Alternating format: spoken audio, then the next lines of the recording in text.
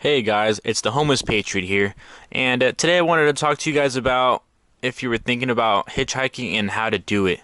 So I have over 2,500 miles of hitchhiking experience easy. As you guys saw, if you guys saw my videos previously, I hitchhiked across the United States vertically from northern Idaho all the way down to Southern California. I've hitchhiked around Southern California plenty of times. I've hitchhiked in Hawaii out of necessity on this backpacking trip because we got our moped stolen. Long story. I've hitchhiked around Mexico too. Pretty dangerous. Kind of don't recommend that, but I mean, I did it anyway. So without further ado, let's get into the videos, guys. So in this clip, I just crossed the border and I'm inside the United States now. I'm right here on an on-ramp heading up the 805.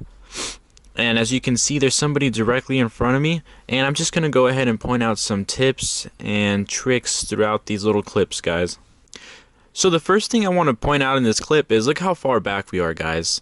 I wanted to be courteous, so I stayed behind this dude. He was here first, so I believe he should be, ahead so he can get the cars.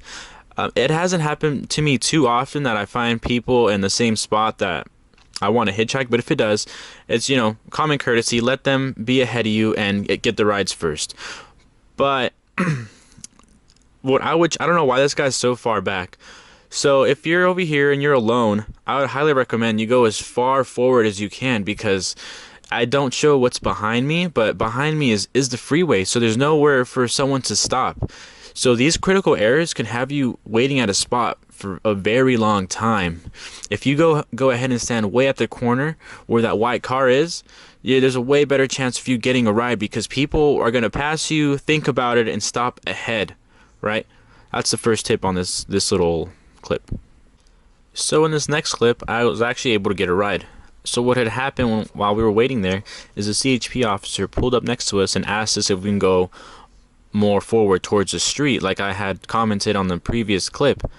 So the guy who was in front of me didn't listen, so I went ahead and used that opportunity to actually get a ride. So I went to the corner and I gave the cars plenty of room to pull off, and I was able to score a ride within 30 minutes.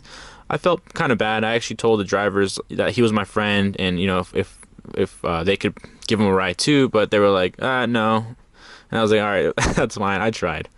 So here I am getting a ride. I got a ride from a couple, and they dropped me off. I think it was like a halfway point from my house and the border city I was at. So here I am. I just got dropped off at my next location. I made it to the on-ramp, and the first thing obviously you could see is my backpack. I put my backpack right there in plain view for the drivers to see that, hey, I'm just a hitchhiker. I'm just trying to get somewhere. I mean you no harm. I'm just trying to get a ride. So that big backpack just indicates that you've been on the road a while and you just want to get somewhere, right? Something else I want to point out too is look what I'm wearing, guys. Try to keep up on your hygiene and your appearance. That's very important when you're hitchhiking. It's in the top 3 things you should be aiming to achieve when you're hitchhiking, is looking like a decent human being. Nobody wants to pick you up if you look disgusting, smelly. It's not good. And just common courtesy, guys. Wash that booty before you get in someone's car. Last thing you want to do is embarrass yourself and then have them regret giving you a ride, because you definitely will feel that vibe. So keep up on the hygiene, get your appearance sharp. I just gotten a haircut. I tried my best. Obviously I'm not a professional freaking dresser person, stylist, there we go. But do look clean. Another thing in this video that you can't really see because I'm just a shit ass videographer, but I constantly keep looking behind me. So the thing is, the good rides will stop a good ways behind you. A good person will look at you, think about it, sympathize, see if they want to pick you up, and by the time that thought process has gone through, they're quite down the road already. So you'll see me looking behind, eating those chips. I keep looking behind myself to see if those cars are parked. Generally, most of the time, the cars will be parked a little further down the road. So it's very important to look back, and if you do see a car parked ahead, chances are they want to give you a ride. So go ahead, run over there, with your backpack or without, if you want to run back, you know, and go ahead and talk to them and see what the deal is. Yeah, that just reminded me. Here's another safety tip. The people who park behind you, who will think about picking you up, those are the good rides. Those are the safe rides generally, right? Because they're hesitant to pick you up, which means they're scared that you're going to do something to them, which generally means they're good people and they don't want to do anything to you, and they don't want anything done to them. So the safety tip I wanted to bring up was, be wary of the cars that park directly in front of you. They already have an agenda. They already have something on their mind, is why they're so eager to pick you up. They see you. Even I do it. I've hitchhiked a ton. When I've picked people up, I pass them and I think about it. I don't directly pull up next to them. As someone who wants you in their car is going to pull up directly in front of you, right, guys? So that's some food for thought.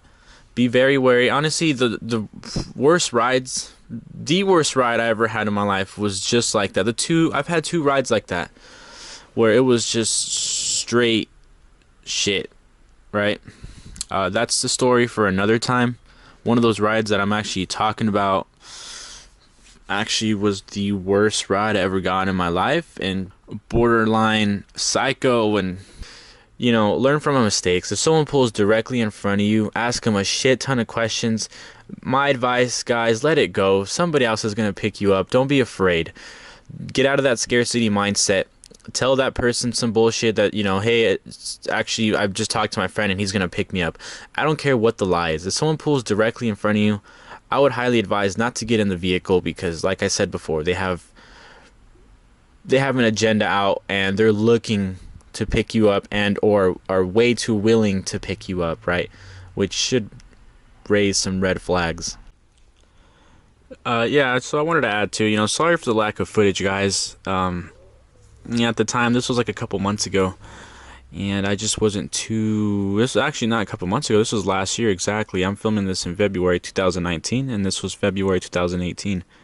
Some old footage, but so I eventually did get a ride from this older white dude. He was really cool. You know, talked about some music festivals, and he worked at Coachella, blah blah. But yeah, he took me up the rest of the way. So the total time that it took me to hitchhike from the border all the way up was about 4 hours. I don't know if I mentioned that earlier, but it's about a 2-hour drive with no traffic. So 4 hours, it ain't too bad, man, for not spending $1 on gas and not having a vehicle. On the next clip, you'll see that I actually made it to where I'm supposed to go, which is a little city called Paris here in California. I get dropped off, and another thing I would like to note is, you know, be prepared to walk the distance, because I got dropped off at the, you know, on-ramp, and it was still like a 3-mile hike to, not hike, but 3-mile walk to my house at the time. So, you know, you got a 25 to 40 pound backpack on you. It's not easy, guys. It's hot. So get in shape and be prepared to walk the distance, because I've done a ton of walking, hitchhiking, guys. So, you know, that concludes the trip. I hope you guys enjoyed, and maybe this will push you to actually go beyond your comfort limits. Go have fun and expand yourself, guys. That's what it's all about. So, as always, thanks for tuning in. The Homeless Patriot here. Always looking to give you guys what you need when it comes to traveling, adventure traveling in specific. So hopefully soon I can get on the road and get some more videos out for you guys. And I hope you enjoyed that. As always, like, subscribe, and I really love seeing you guys' comments, so put them down there. Alright, catch you guys later. Bye.